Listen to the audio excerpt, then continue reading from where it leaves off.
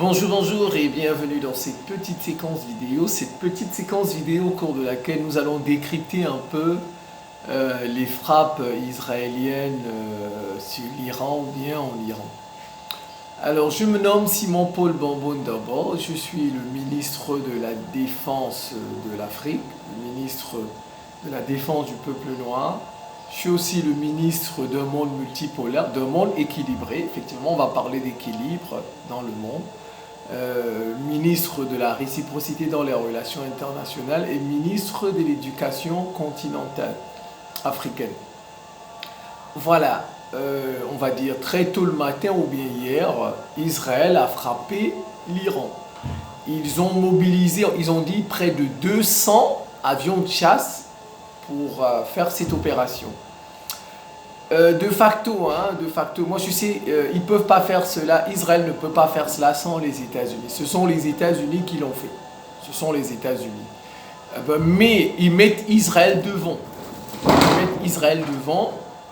Parce qu'ils ont des bases. Ils ont des bases dans toute cette région-là du Moyen-Orient. Et l'Iran pourrait s'en prendre directement à ces bases. Or, ces bases-là ne sont pas hyper protégées. Vous voyez ? Donc, ils préfèrent mettre Israël en avant, faire croire que c'est Israël, en réalité, ce sont les États-Unis qui l'ont fait. Et bien, comme ça, le personnel états-unien dans la région, le personnel civil et militaire ne sera pas touché. Parce que pour envoyer des missiles vers Israël, ça prend... les missiles peuvent faire 2 heures de temps en route. Les drones, les missiles. Or, déjà là-bas, en Jordanie et dans beaucoup d'autres pays là-bas, vous avez des bases militaires françaises, anglaises, états-uniennes, qui peuvent intercepter certains de ces missiles et certains drones. Vous voyez ? Donc, ils préfèrent mettre Israël en avant, mais au fond, ce sont les États-Unis qui sont à l'œuvre. Comme en Ukraine, ce sont les Occidentaux qui sont à l'œuvre. Ce n'est pas l'Ukraine qui fait tout ça. Mais quand même, ce qui me semble important, c'est que, il faut dire, les Occidentaux sont quand même forts. Moi, je leur tire mon chapeau. Ils sont très forts. Vous savez, on ne se lève pas un matin pour faire le tour du monde.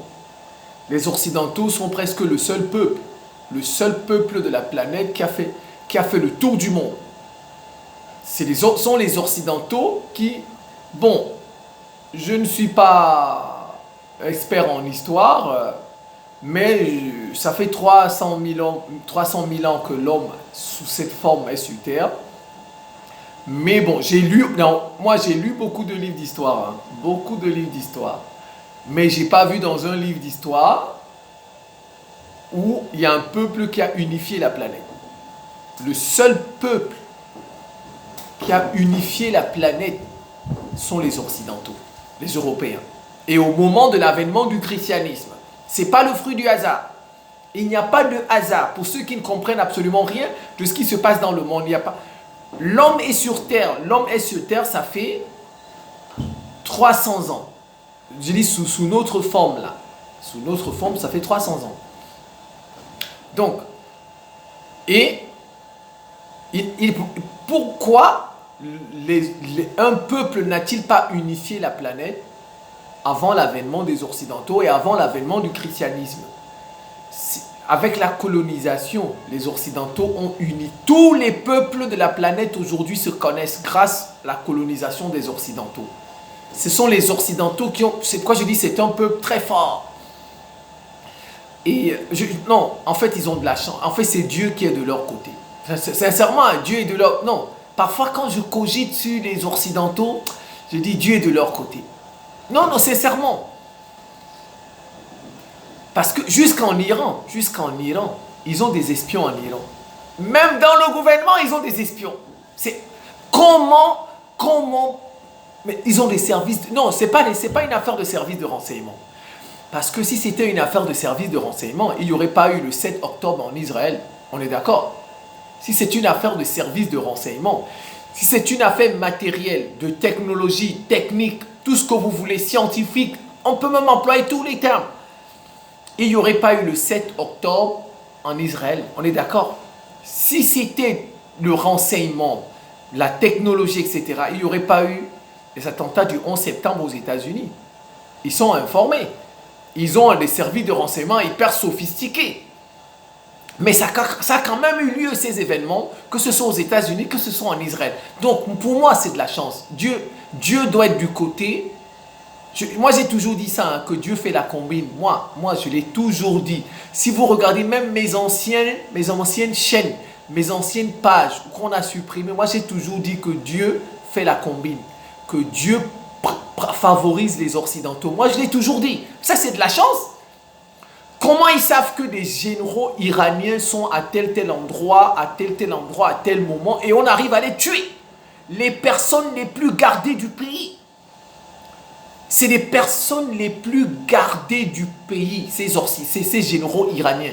Mais on arrive quand même à les tuer. Mais ils font une sortie et ils les tuent. Or, ces gens-là savent qu'ils sont la cible d'Israël, donc ils ne se baladent pas, ils ne sont pas comme vous et moi. Ces gens-là, les généraux iraniens, leurs ingénieurs nucléaires, leurs scientifiques nucléaires, ils ne sont pas comme vous et moi. Ils ne se baladent pas dans la rue. Ils ne se baladent pas comme dans la rue comme je marche là. Non. Donc, comment se fait-il que dès que Israël fait une sortie, Israël arrive quand même à les tuer? C'est pour dire que ils ont de la chance. Israël a de la chance. En fait, les Occidentaux, Dieu est de leur côté. Parce qu'ils font des choses. Regardez même en Russie, les récentes frappes de l'Ukraine, où ils ont détruit quelques avions là. Regardez, ils font des choses terribles.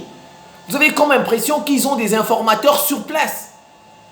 Ce qui s'est passé en Russie, ce n'est pas l'Ukraine, ce sont les Occidentaux, ce sont les États-Unis, les Européens qui ont fait ça. Quand je dis ce sont les Occidentaux qui font ça. Bon, mais ils mettent l'Ukraine en avant et ils mettent Israël en avant. Alors, regardez, le problème en réalité, les Occidentaux veulent nous faire croire que le problème est politique, ou bien géopolitique, ou bien géostratégique. Ça, c'est la vision des Occidentaux. Ils veulent nous faire croire. Mais pour Israël lui-même, Israël, ils se sentent investis d'une mission divine, dont le problème pour Israël n'est pas géopolitique. Le problème pour Israël n'est pas géostratégique. Il suffit d'écouter quand ils parlent, même Netanyahou, il cite tout le temps leur Bible, la Bible des Juifs. Donc vous voyez, pour l'Iran aussi, l'Iran ce n'est pas un problème politique. Pour l'Iran, c'est un problème religieux. Les Iraniens eux-mêmes se sentent investis d'une mission religieuse. Vous voyez? Donc, le problème du Proche-Orient, c'est un problème selon que l'on soit israélien, iranien, musulman, que l'on soit occidental.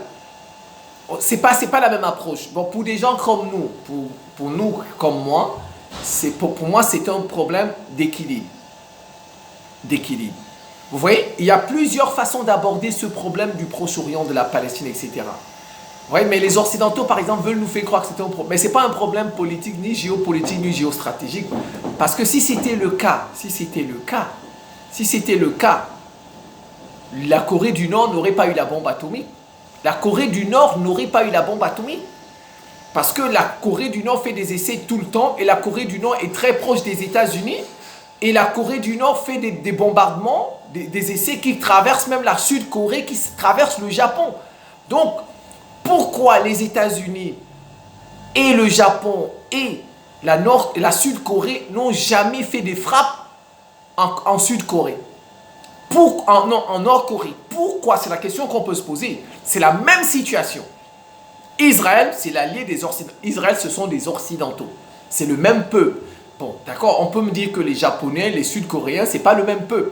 D'accord? Que c'est pas le même peuple avec les Occidentaux. C'est pas le même peuple. Peut-être que c'est ça. Mais je pense que ce n'est pas un problème géopolitique ni parce que si c'était un problème géopolitique, comme les Occidentaux veulent nous faire croire, il y aurait déjà eu au moins des frappes de la Sud-Corée, du Japon et des États-Unis contre la Nord-Corée. Au moins une fois. Mais ça n'a jamais eu lieu. Même avant que la Nord-Corée n'ait la bombe atomique. Et la Chine ne les intimide pas. Parce que même la Chine n'arrive pas à envahir Taïwan. Vous êtes d'accord? L'un des présidents des États-Unis avait dit à la Chine que le jour où tu vas il avait dit, le jour où tu vas essayer d'utiliser ta bombe atomique pour envahir Taïwan. Non, c'était avant que la Chine ait la bombe atomique. Ça, c'était bien avant que la Chine ait la bombe atomique. Je ne sais plus le nom du président qui avait dit cela. Que le jour où tu vas essayer d'envahir Taïwan, nous, on va te mettre la bombe atomique. C'est pourquoi, vous voyez, la Chine a beaucoup hésité. Avant même qu'elle n'ait la bombe atomique. Et elle continue d'hésiter. Donc, vous voyez, donc si c'était un problème géostratégique, mais je pense que les États-Unis, la Sud-Corée et le Japon auraient au moins frappé une fois la Nord-Corée avant qu'elle n'ait la bombe atomique. Parce qu'ils ont des informations. Alors, pourquoi frapper l'Iran? Eh bien, pourquoi? Ça veut dire que ce n'est pas un problème géopolitique comme on veut nous le faire croire. Le problème, c'est Israël qui sait. C'est un problème religieux. L'Iran sait que c'est un problème religieux. Ces deux pays se sentent investis d'une mission. Mais bon, Israël est l'obstacle de la mission de l'Iran et l'Iran est l'obstacle de la mission d'Israël. Voilà, c'est ça le problème. Bon, mais je pense qu'ils perdent leur temps quand même un peu. Israël perd son temps. L'Iran a déjà l'expérience nucléaire. Et puis, ils sont à peu près 100 millions d'habitants. Ils ont de nombreuses universités. Donc on tue des... C'est pas aujourd'hui qu'on tue des généraux en Iran, des scientifiques, des ingénieurs nucléaires en Iran. Donc, et chaque fois qu'on a tué des gens, des scientifiques, des ingénieurs, des généraux, ils ont été remplacés. Donc, ça, c'est un faux problème, dire qu'on tue tel ou tel général et puis le problème... Non, l'Iran a déjà l'expérience nucléaire. Et a déjà la connaissance. Et ce n'est pas un missile qui peut détruire cette connaissance. Voilà, ce que vous avez dans votre tête, on ne peut pas vous l'enlever. Et en plus, ce n'est pas un seul individu, c'est toute une école. L'Iran a des universités, des écoles qui travaillent dans ce sens. Donc il va falloir, dans ce cas, si Israël veut réussir sa mission, ou bien les États-Unis, c'est tuer tout le monde. Ou bien envahir l'Iran. Mais ça, c'est difficile, c'est 100 millions d'habitants, sauf s'ils utilisent la bombe atomique. Parce que s'ils utilisent la bombe atomique, ils vont faire plier les Iraniens. Il n'y a que la bombe atomique qui peut faire plier les Iraniens. Comme la Deuxième Guerre mondiale, c'est tout. Ils ont utilisé les grands moyens, la bombe atomique, pour calmer les Allemands et puis pour faire capituler les Japonais. Ben, s'ils ne le font pas, si ce ne sont que des frappes, des missiles, etc., parce que l'Iran, c'est un État organisé, c'est un État structuré, c'est pas un petit. Et en plus, c'est le siège d'une religion. L'Iran, c'est le siège d'une religion. Bon, une branche de l'islam. Bon, on va dire c'est une religion. Le chiisme, c'est une religion. C'est une branche. Donc, vous voyez, l'Iran, ce n'est pas un petit pays.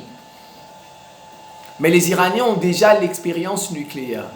Donc, et aujourd'hui, ils savent très bien que pour s'en sortir, il leur faut la bombe atomique. Ils le savent. Ils le savent très bien. Donc, ce qu'ils font, les Occidentaux, ce qu'ils doivent faire plutôt, c'est mettre une bombe atomique en Iran pour faire capituler l'Iran et diriger l'Iran, comme ils l'ont fait avec le Japon, comme ils l'ont fait avec l'Allemagne. Bon, s'ils ne le font pas, mais s'ils se disent que c'est juste des frappes qu'ils vont faire comme ça, comme ça, comme ça, ils ne pourront pas arrêter l'Iran. Ils ne pourront pas arrêter l'Iran. L'Iran, si ce ne sont que des frappes, l'Iran aura sa bombe atomique. Et moi, si je suis iranien, j'envoie quelques drones, un ou deux missiles, je me calme. De toutes les façons. Oui. Parce que bon, si l'Iran veut... je ne sais pas s'ils ont déjà la bombe atomique. Parce qu'il y a des chaînes saoudiennes, il y a des chaînes de télévision saoudiennes qui disent que l'Iran a la bombe atomique. Mais je ne sais pas si c'est vrai. Bon, mais Israël le dit tout le temps. L'Iran est au seuil. C'est une puissance de seuil. Donc les Iraniens n'ont pas encore la bombe atomique. Mais les Iraniens, si j'étais à leur place, moi, si je suis à leur place, je vais me calmer. J'envoie quelques drones, 2 ou 3 missiles et puis je m'arrête. Et je mets le paquet pour avoir ma bombe atomique. C'est tout. Parce que dès que l'Iran va faire le test de sa bombe atomique, ils vont se calmer. Ils vont se calmer, les Occidentaux. C'est tout. Donc l'Iran doit se calmer, de mon avis, et mettre le paquet pour avoir la bombe atomique. Oui, je suis pour que l'Iran ait la bombe atomique. Pourquoi? Parce que pour moi, c'est un problème d'équilibre. Et c'est un problème de limite. Il n'y a pas, pour moi, il n'y a pas de super État. Il n'y a pas d'État sans limite. La limite des États-Unis, c'est qui? Dites-moi, la limite. Moi, je suis, comme je vous ai dit, je suis le ministre d'un monde équilibré, d'un monde multipolaire. Je suis pour la réciprocité. Les limites des États-Unis, c'est qui? C'est la Russie et la Chine. Vous voyez, même les États-Unis ont des limites. Même les États-Unis ont deux limites. La Chine sur le plan économique, la Chine sur le plan militaire, la Russie. Un État doit avoir des limites. Un individu doit avoir des limites. Même les océans ont des limites. Regardez, l'océan Atlantique, il commence où, il finit où? L'océan Pacifique, même les États ont des limites, les continents. Alors pourquoi il peut avoir sur Terre, je dis sauf si c'est la volonté de Dieu. Moi, je ne peux pas m'opposer à la volonté. Si la volonté de Dieu, c'est que Israël n'ait pas de limite, je ne peux pas m'y opposer. Je ne peux pas m'y opposer. Mais je dis, tous les États doivent avoir des limites. Et savoir que s'il fait ceci, on peut le frapper. Donc il faut l'Iran. L'Iran doit être la limite d'Israël, absolument. L'Iran doit être la limite d'Israël. Savoir que si, je ne dois pas déborder. Regardez un peu, bon, prenons l'éducation. Regardez les Occidentaux, ce qu'ils ont fait de leurs enfants. Regardez. Ils ont dit qu'on ne frappe plus leurs enfants, n'est-ce pas? Ils ont dit qu'on ne frappe plus leurs enfants, que les enfants ont des droits, les enfants ceci. Mais regardez aujourd'hui, depuis qu'ils ont fait ça, en France, en Occident, c'est des enfants qui tuent des professeurs, qui tuent des maîtresses, qui tuent des surveillants. Tout récemment, il n'y a même pas de cela 2 jours, même cette semaine, on a tué en France une surveillante, un enfant de 14 ans. Parce qu'on a dit qu'ils n'ont pas de limite, les enfants. Vous voyez, ils n'ont plus de limite. Tout le monde doit avoir des limites. Il n'y a que Dieu qui n'a pas de limite. Il n'y a que Dieu qui n'a pas de limite. Tout le monde doit avoir des limites. Tout le monde doit savoir que je peux faire ceci, mais ça, je ne peux pas le faire. Si je le fais, on va me frapper. Vous voyez, c'est comme ça quand on vit dans une société où on n'a pas de limite. Eh bien, voilà ce qui arrive.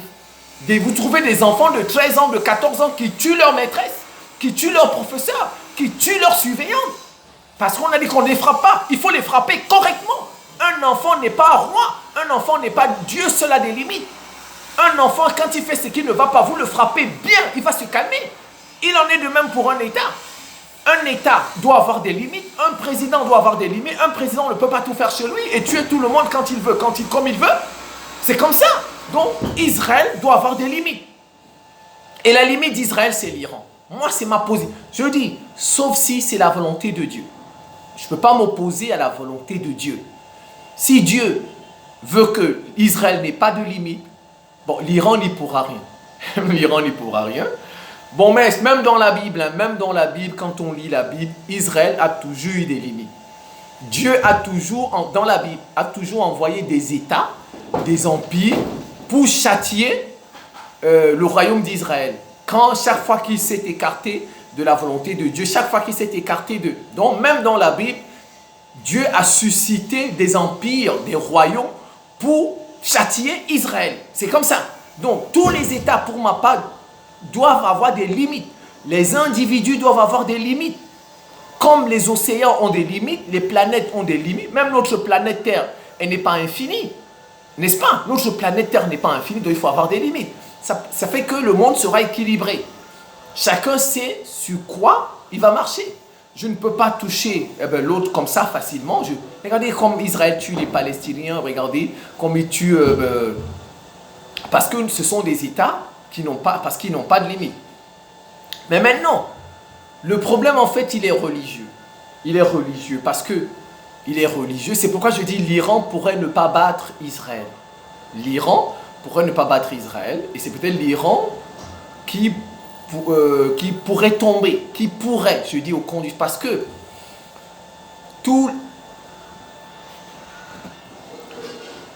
voilà, ça c'est la première partie.